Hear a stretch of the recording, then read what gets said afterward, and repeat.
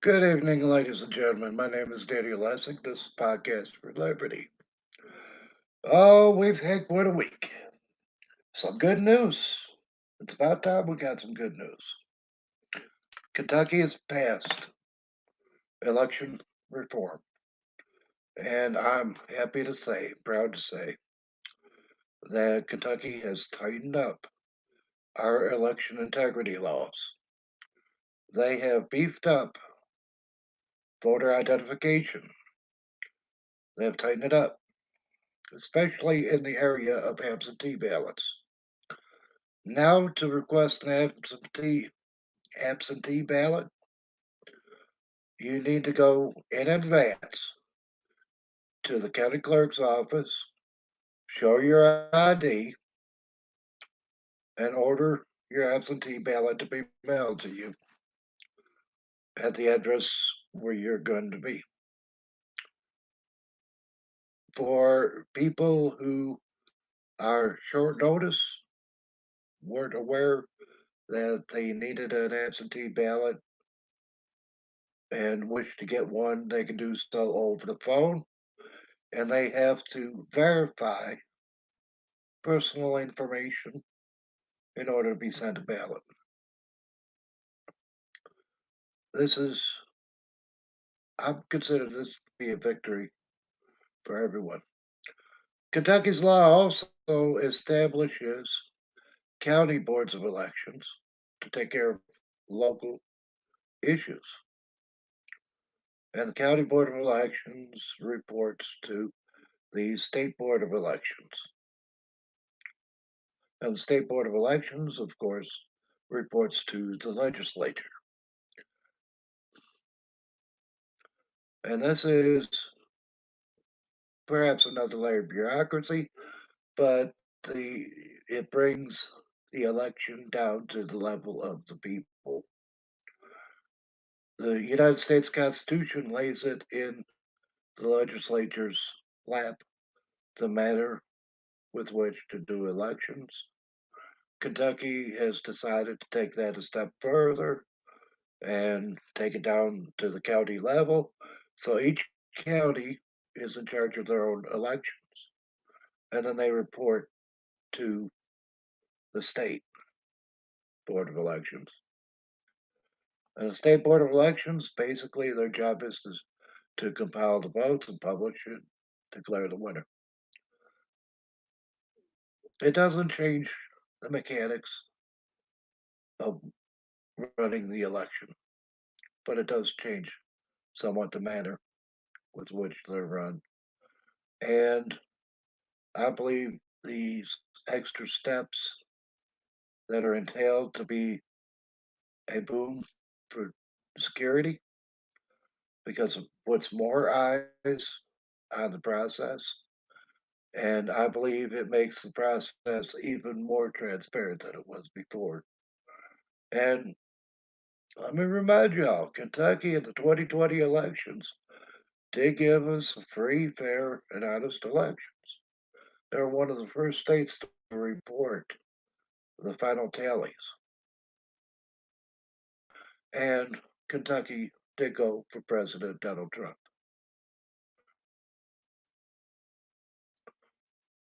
Now, we've tightened it up where we could, and there was a lot of work done by a lot of people, and I'm proud of the result. I'm very happy with the result. I knew there were places that we could tighten up, but they've even tightened places that I didn't even think of.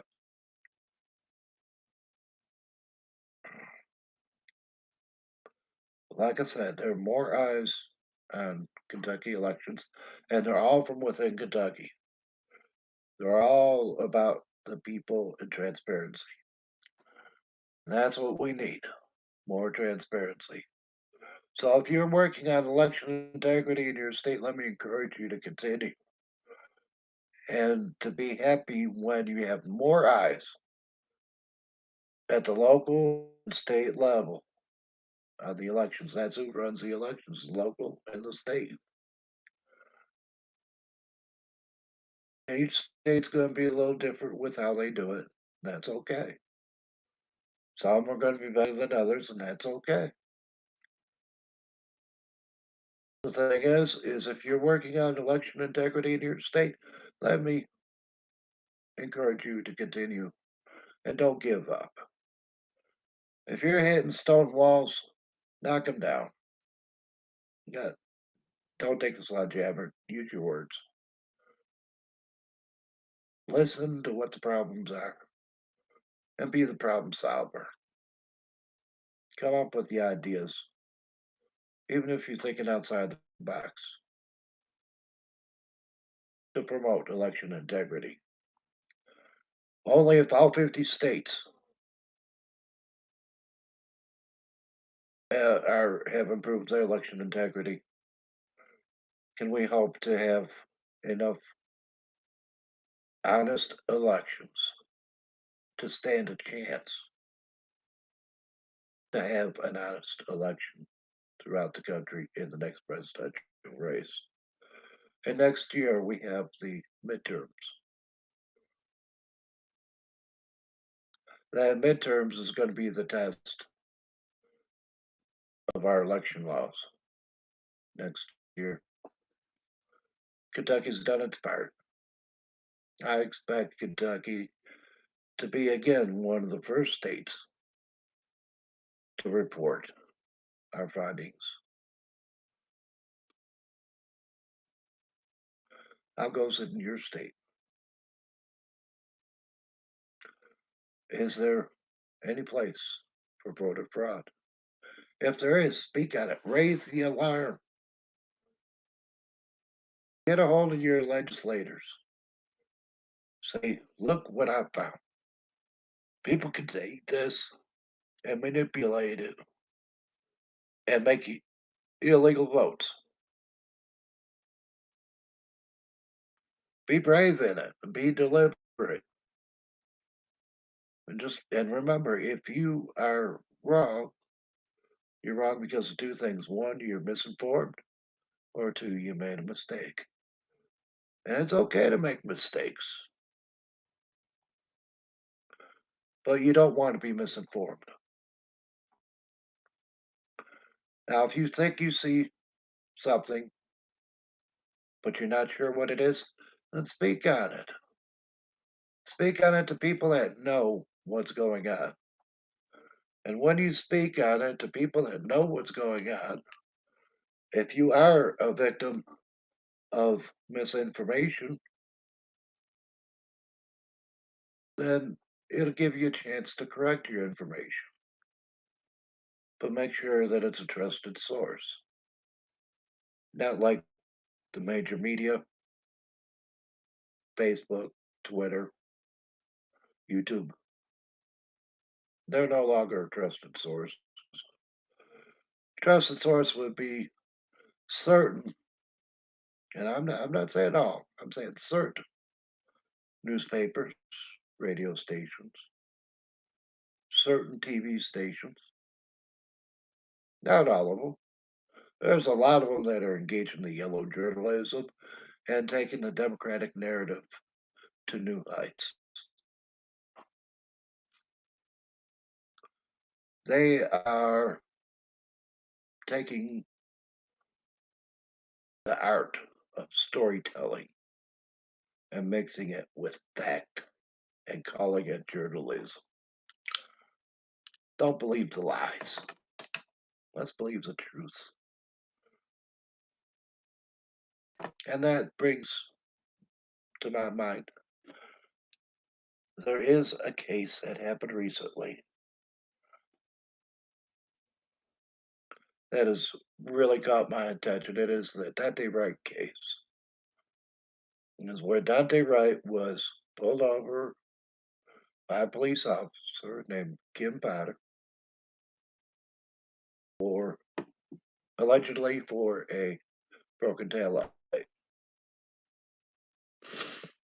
Now, when Officer Potter ran the vehicle tags, she found that the vehicle was registered to Dante Wright and he had a warrant out for his arrest and the charge was possessing a unlicensed firearm and being a felon. Now, this is the information that I have, aside from all the yellow journalism and lies being told by the major media and in my research. This is what I'm parsing to be the truth. This is what I'm understanding to be the truth. And what I'm basing that on is Kim Potter was a police officer of 26 years. She is a 26-year veteran. She's eligible for early retirement. She pulled Dante right over for a broken taillight. He had a warrant for illegally possessing a firearm. She bravely approached the car. He rolled the window down. She called him by name, and he said yes, he was. She asked him to kindly step out of the car, which he did, and they had a conversation about the broken tail light and about the warrant. And then one thing led to another.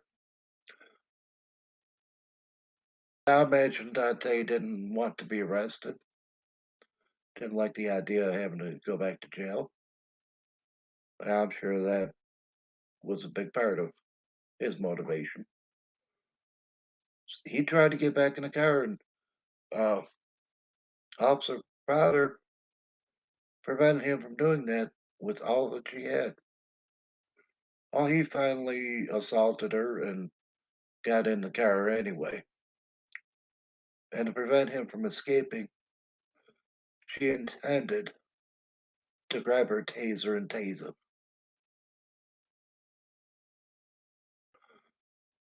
But what she did was, by mistake, she grabbed her service revolver or service weapon. I said revolver. I don't think it was a revolver, but she grabbed her service weapon. And it's an honest mistake. How many of us reached across the table? You got the sugar and you got the salt, you got the pepper, you got all that stuff in the middle of the table. How many of us reach across the table and intend to get the sugar and end up getting the salt, putting salt in our coffee instead of sugar?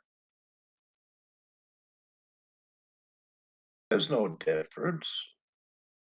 It's still a mistake. Kim Carter made a mistake. The only difference is her mistake involved life and death, not just an inconvenience. And that's unfortunate. Some would say that that's tragic. And I'll be inclined to agree it is tragic. But it does happen. Mistakes do happen. We have to allow for mistakes. I find it very hard to believe that a 26-year veteran of the police department, any police department, will go around just killing people. I find that very hard to believe. You don't last in the police 26 years by abusing people, unless that police department is corrupt in some way, shape, or form. I support Kim Potter. She made a mistake. Dante Wright is dead, but he needed to be arrested and he needed to stand trial for his crimes. It's unfortunate that a mistake cost him his life, yes, but it is a mistake. Nothing more, nothing less. It is something that nobody wants to have happen. and it's something that is, at this point, unavoidable. It happened.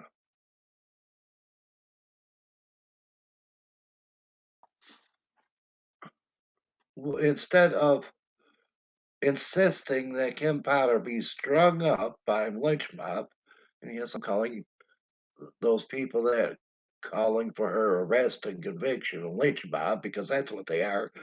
They want to hang her without a trial. They're trying to hide behind a system that's meant for the innocent. And they're trying to somehow make this a case of racism.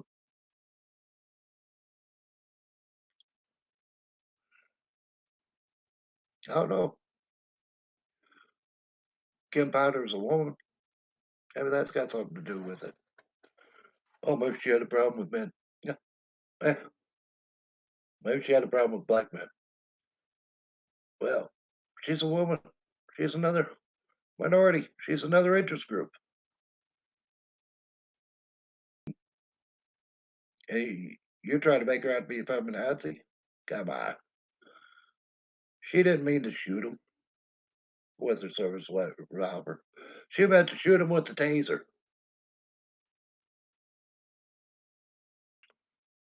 And if she was successful with the taser, she would have been able to take him into custody. And then he would have stood trial. And if he was found guilty, he would have to spend some time in jail to pay for his crime. But the thing is the enemies of the union don't want to wait for the trial. Like I said, they want Kim Powder to pay for it. Already they made her life so miserable that she had to resign. And from what I understand, the police chief, in protest, resigned with her. Now, I wouldn't be surprised, and I would not hold it against any of the other fine officers to also resign in protest, leaving that town with no protection. I don't know what the mayor would do if that happened.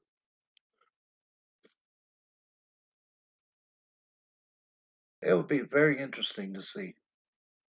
They would have to defund the police department. They quit en masse.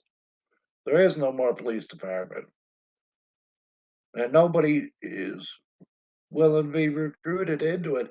Who wants to work for a police department where you're not allowed to do your job? You're not allowed to enforce the law. You're not allowed to make a mistake.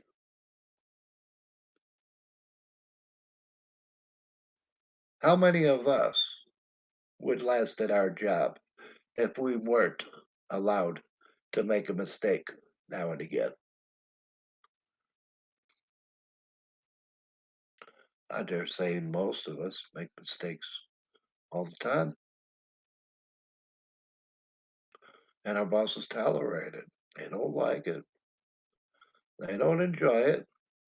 It costs them money and it costs them time,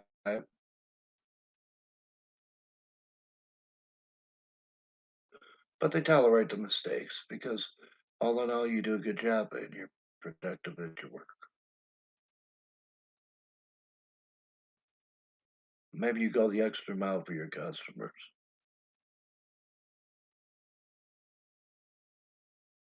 There's something that makes you valuable. That's how you keep your job. Now, yeah, if somebody's totally inept, not able to do even the basic functions of the job, they should be fired. But for one major, and I'm willing to call it major mistake. One major mistake in 24 years. We got to allow there that. Now she's forced into taking early retirement. facing criminal charges. If the DA really was interested in justice, from the evidence that I've seen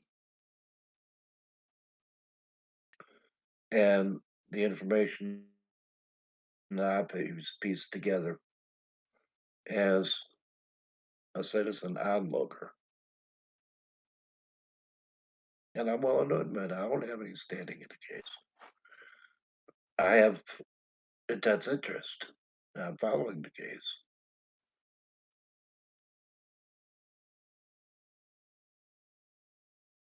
I know better than to accuse Officer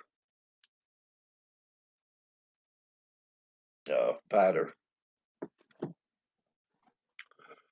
of any wrongdoing because I know she didn't do any wrongdoing.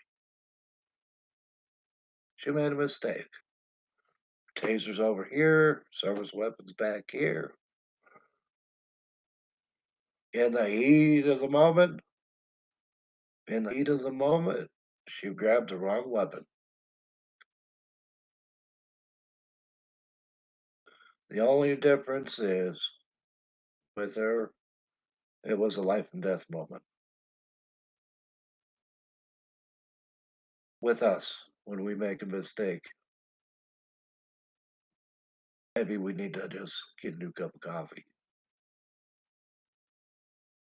It's the same thing. It's exactly the same thing.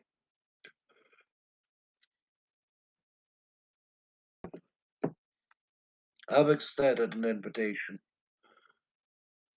for Kim Powder to come on my program. I do hope she accepts because I would like to get to the bottom of it and I would like to hear her side of the story because her side is the side that matters. And I believe her side is the side of true justice. Because again, she made a mistake. She didn't mean to do what she's accused of doing.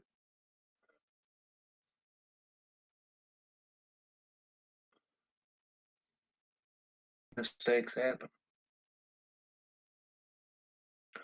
And unfortunately, when mistakes happen, sometimes people do die. Just like you have to throw out the coffee, you have to throw out the salt.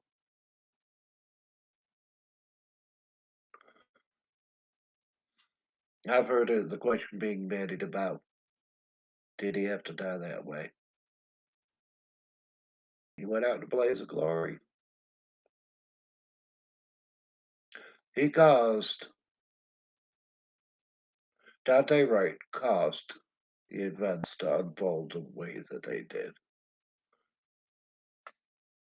In the perfect world, he would have been tased, not killed. But we don't live in a perfect world. We live in a world full of fallible human beings that do make mistakes, and we need to be there for them when they do. I'll stand in Kim Powder's corner.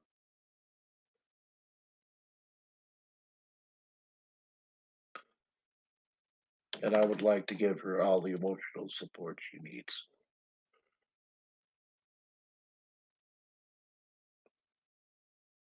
I do hope she accepts my invitation to guest host on my podcast. We'll see in the next few weeks. I would like for her to tell her story. But this is what I found out. And the enemies of the Union are bending the story backwards and forwards. They've already got it bent into a pretzel 20 ways from Sunday. But unraveling everything and getting back to Menachem's razor, the truth is in the simplest of truth. You take everything and take it down to its simplest elements, and that's got to be the truth. That's how I parsed it. Kim Powder is blameless. She made a mistake, that's all. It doesn't even come up to manslaughter, I don't believe, because manslaughter is an intentional act. She was totally unintentional. She intended to use a taser, not her weapon.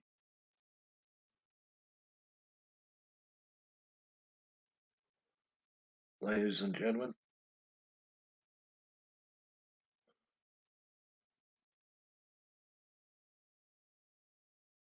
I would appreciate for coming on, telling her story. I'd like to hear her story of her career because I'm sure she's done a world of good. And I hear that she's fairly well decorated officer, commendations and awards, medals. I'd like to find out about more about those.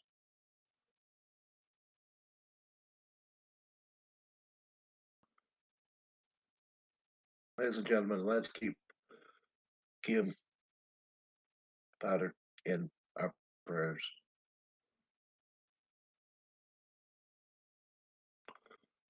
Allow her to have the peace that passes all understanding. Allow her to receive the peace and keep the peace of mind.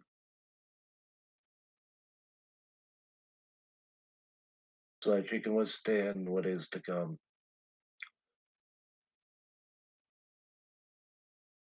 and do so with dignity and valor as she has shown in the past. All right. What's next? Well, it's funny. It's very funny. Obama, during Obama's tenure, we had an epidemic of mass shootings. And then Donald Trump came on the scene. No more mass shootings. Did they stop reporting on them or did they stop it? Your guess is as good as mine.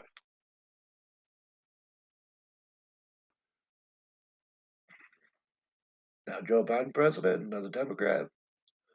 We got another epidemic of mass shootings. Hmm.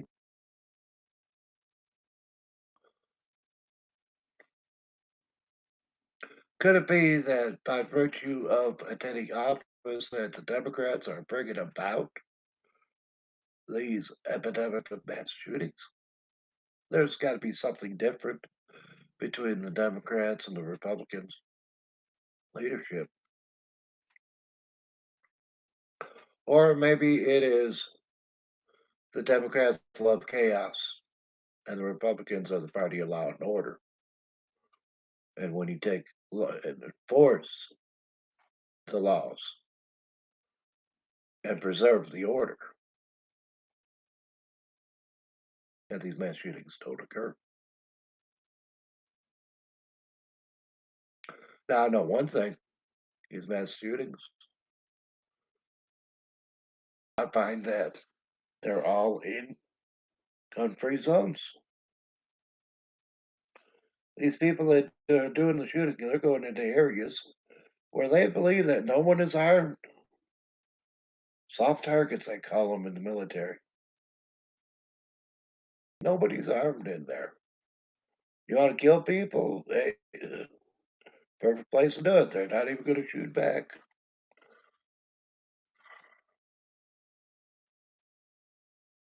That's what the Democrats have in store for us. They want to take away our guns, take away our right to defend ourselves,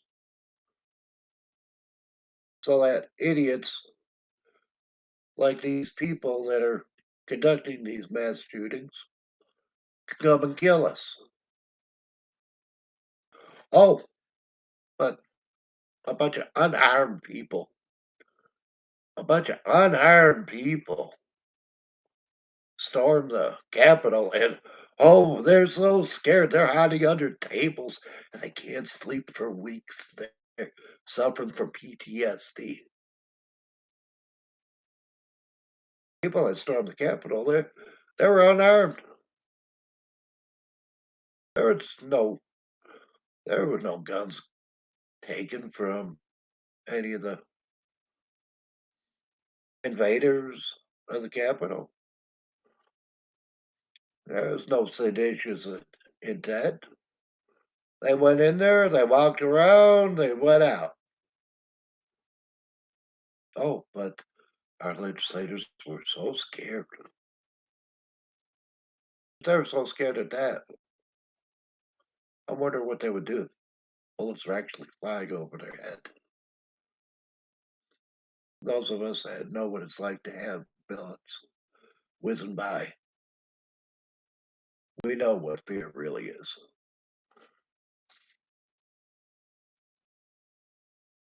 And the closer those bullets whiz by, the more the fear grows, but we manage it. And we bravely soldier on because that's what we're trained to do. What about these senators and representatives? All these people that were complaining about they were so scared of unarmed people. What are they talking about?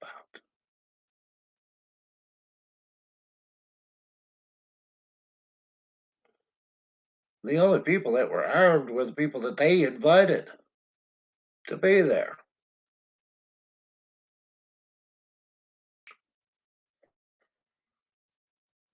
Not the people that Trump invited. The people that Trump invited all left their weapons home because they respect the law. And the law in Washington was you don't bring your guns here. That's why I'm surprised that there aren't more mass shootings in and around our nation capital because it is, the whole city is a gun free zone. Unless they're afraid of the military. Or maybe they're that afraid of the Capitol Police. Be that as it may. Here's what I propose to deal with these mass shootings. Now, everybody knows how averse I am to government programs, but here's a government program I would support.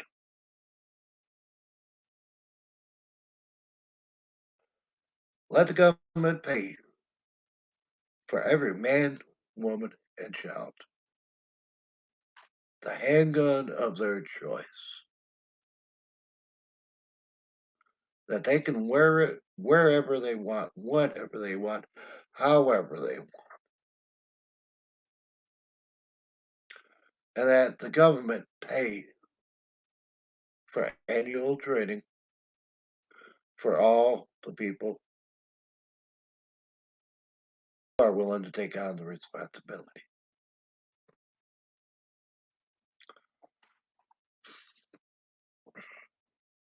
You want your first gun? You gotta take your training course.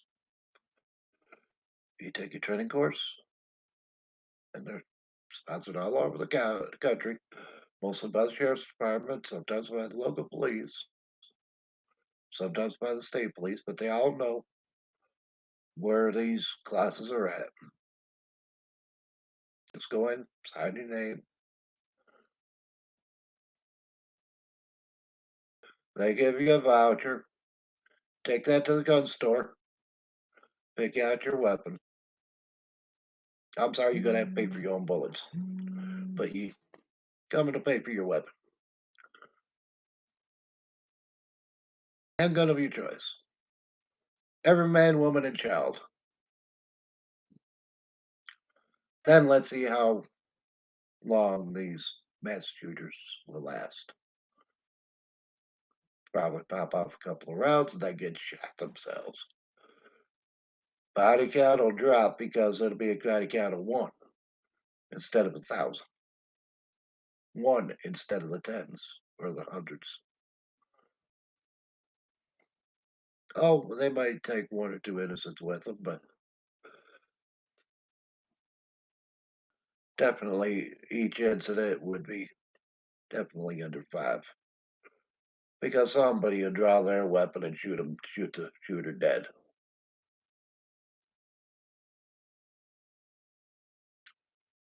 That's my proposal. Democrats don't want that because they want everybody disarmed because they want the people at their mercy. They want people to kowtow to them. The enemies to the Union want the patriots to capitulate, to hand over the nation to them, to their tender care, while they destroy it from within. Ladies and gentlemen, I'm not so fast to turn my Union over. If they want my country, they're going to have to take it, and they're going to have a fight on their hands with me. And I want as many patriots to join me as possible. Because with a united front, we'd be much more effective. This podcast is sponsored by the Society for Liberty and Prosperity. At the Society for Liberty and Prosperity, we are a pro liberty group. We teach civics to the people. We advocate for the people on issues that they care about, which nowadays is just about all the issues. We support, protect, and defend the Constitution of the United States. Ladies and gentlemen, let me urge you to go to http www dot societylp.8m.net. Do the research for yourself. See what we're all about. Everything's there on the website, including our priorities, our laundry list of objectives. There's quite a bit there, quite a bit of reading. When you're convinced that you wish to join the fight, there's a join page. Fill it out with your name and email. We'll get back to you. Send you an application. And get a background check free of charge. And then we'll get you in to be a member and swearing in ceremony. And then you're a member in good standing. Today is the day to join. And if you don't want to join, that's okay. You can donate. There are links on the website to our donation pages. Take most major credit cards, PayPal.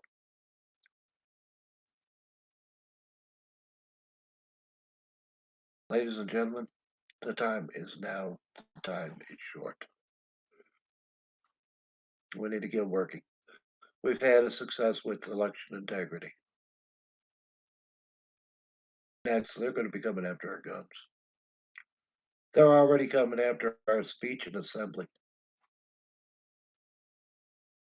We can't let them get away with it. We need to boldly exercise our First Amendment in order to protect the Second.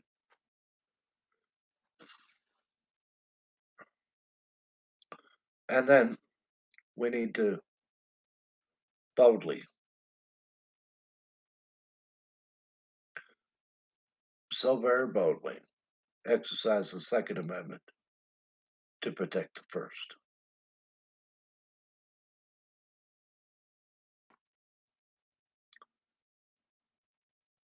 Constitution spells out our liberties with the United States.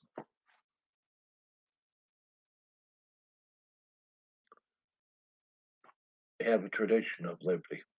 And here in Kentucky, we know that it is united we stand and divided we shall fall.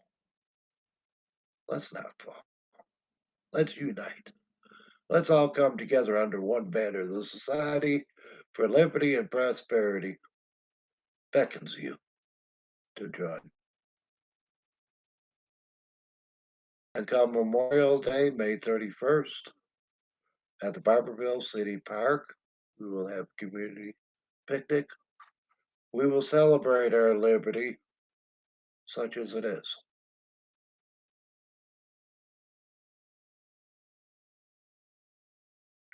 I believe from 3 to 5:30 we'll have speeches. Don't have everything all set up on that yet, but I'm waiting for people to confirm. More on that as time goes on.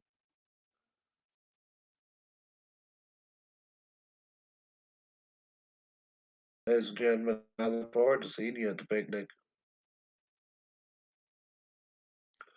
And when we're at the picnic, just tap me on the shoulder. Let me know that you see me on Podcast for Liberty. I look forward to talking to you.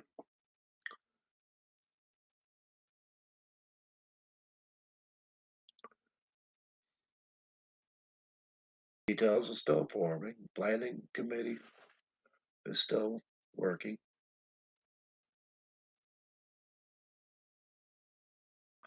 We still have a month and a half until Memorial Day, but that is time that we're looking forward to. In the meanwhile, I'm working with Mr. McConnell, Mr. Paul, or Dr. Paul, and Mr. Uh, Rogers to try to preserve our Second Amendment rights.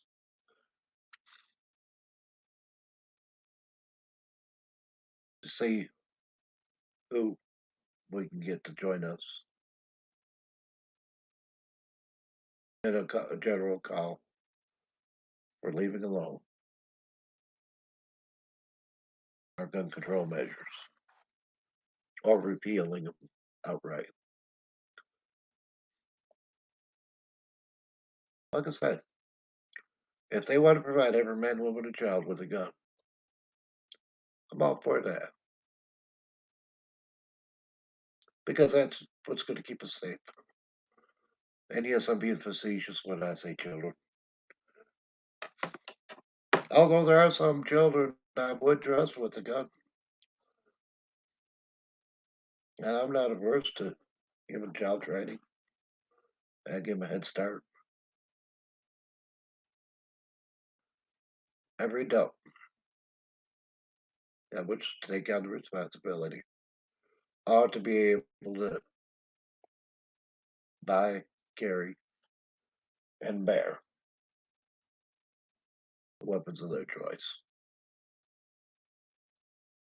That goes for handguns, long arms, claymores, hand grenades, tanks, helicopters, nuclear weapons. Yeah, if somebody's got the money and they so inclined, they're so fearful, well, I'd put them a nuclear weapon in their nuclear missile in their front yard. I don't know who they'd aim it at, but government hasn't aimed at our enemies.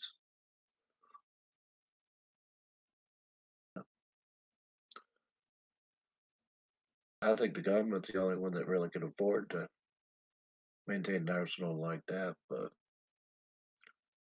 I know the perhaps the people have their right to spend their money as they wish. If they have the money and they have the means, let them have at it.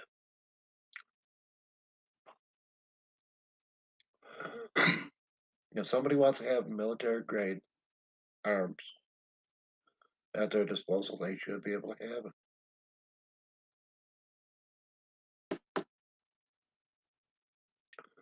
Now, if they are incompetent, no, I mean legally incompetent, out of their mind, totally out of their mind, totally irresponsible. They shouldn't carry a weapon. If they're the least bit nervous about carrying a weapon, they shouldn't be carrying a weapon. There are enough of us that are brave enough that we can protect everybody else. Let those who will bear the arms, for they will protect us all. My words of wisdom. My name is Daniel Lessig, and this is Podcast for Liberty. Support the Society for Liberty and Prosperity in any way that you can. And hopefully, Lord willing, we'll see you soon. Take care.